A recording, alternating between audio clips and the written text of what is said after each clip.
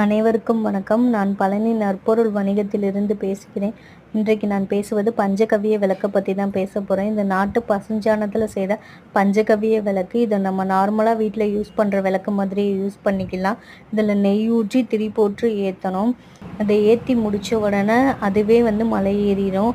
உங்களுக்கு அதில் இருக்கிற சாம்பலை நம்ம விபூதியாகவும் யூஸ் பண்ணிக்கலாம். இந்த விளக்கு எரியும் போது மன நிறைவும் மன திருப்தியும் கிடைக்கும்.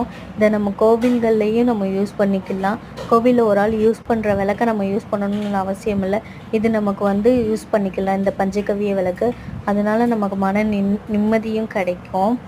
இதை யூஸ் பண்ணிவிட்டு எப்படி இருக்குன்னு சொல்லுங்கள் ஃப்ரெண்ட்ஸ். லைக் பண்ணுங்கள், ஷேர் பண்ணுங்கள், சப்ஸ்கிரைப் பண்ணுங்கள் ஃப்ரெண்ட்ஸ்.